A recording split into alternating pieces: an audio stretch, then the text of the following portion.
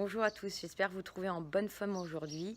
Quant à moi, j'ai une belle pêche avec ce beau soleil et les oiseaux qui chantent.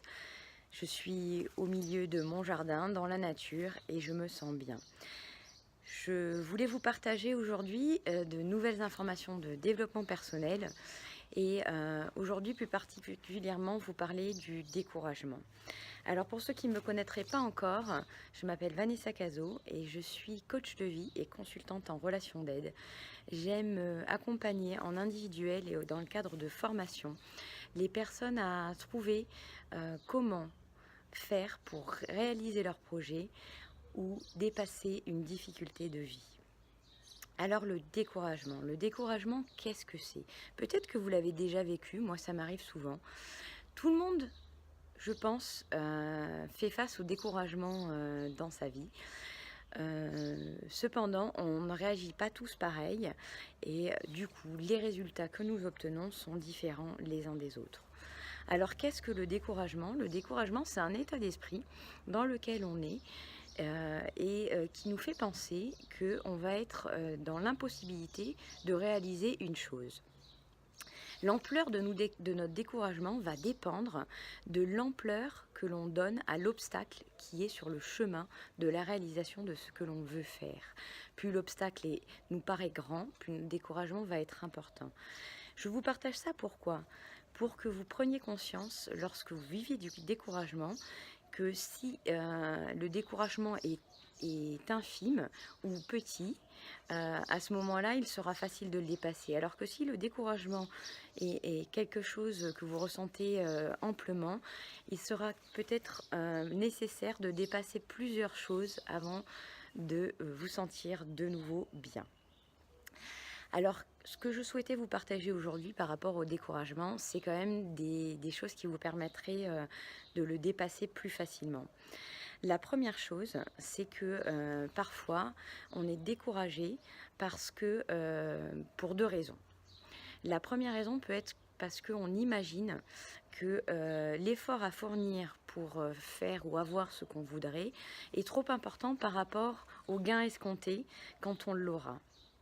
Imaginons que on souhaite faire une marche et que sur le chemin de la marche, il y a une montée et que cette montée nous semble difficile et que l'on pense que la difficulté qu'on aura à la montée sera trop importante par rapport à la fierté qu'on aura d'être arrivé en haut, au plaisir de pouvoir voir la vue et de pouvoir continuer la balade.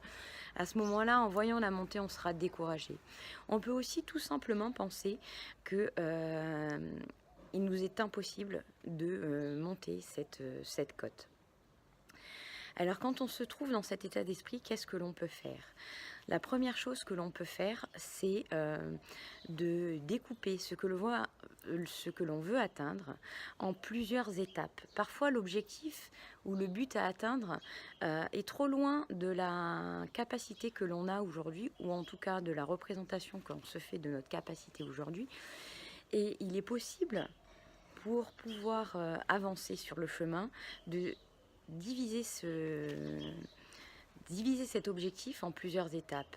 Si je reprends l'exemple de la marche, il est possible de se donner comme étape intermédiaire de grimper une partie de la côte simplement lors de la première marche et de se dire je pourrais monter un peu plus haut et un peu plus haut les fois d'après.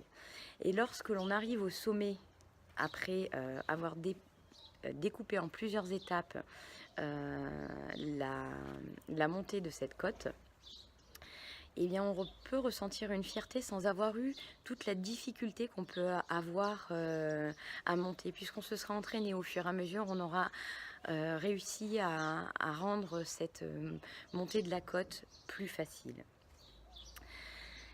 Parfois, on a besoin d'autre chose.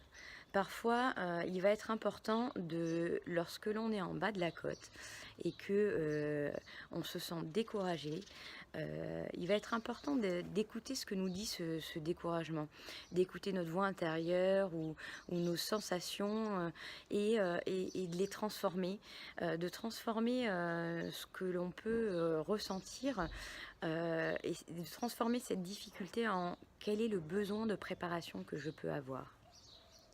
Imaginons qu'on se dise je n'ai pas la capacité de monter, et bien à ce moment-là, il va être important de se dire, de le transformer en se disant j'ai besoin de préparation. Si on se dit je suis trop jeune, c'est peut-être que on a besoin de plus d'expérience. Donc pensez à transformer ces sensations-là pour trouver ce dont vous avez besoin pour vous préparer, pour avancer vers ce que vous souhaitez réaliser et dépasser ce découragement. La dernière chose que je voulais vous partager aujourd'hui, c'est de ne pas écouter les démotivations qui peuvent venir de l'extérieur.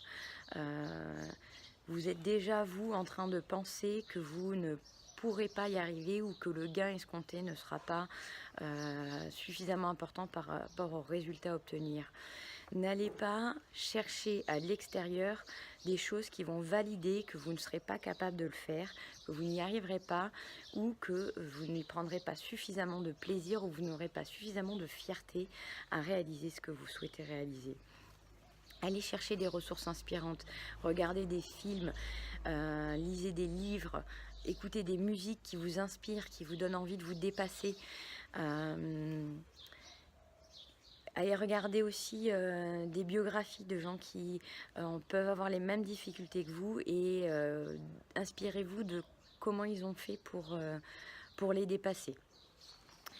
Et n'oubliez pas, tout ça c'est pour passer à l'action, mais dans un premier temps, il est important de vérifier ce qu'il se passe à l'intérieur de nous, quelles sont les émotions que ça nous provoque, d'en être là où on en est aujourd'hui et de vivre ce découragement pour trouver une motivation pour pouvoir ensuite passer à l'action ou pour tout simplement arriver à être bien si dans un premier temps il est difficile pour nous de trouver des moyens différents de faire face au découragement.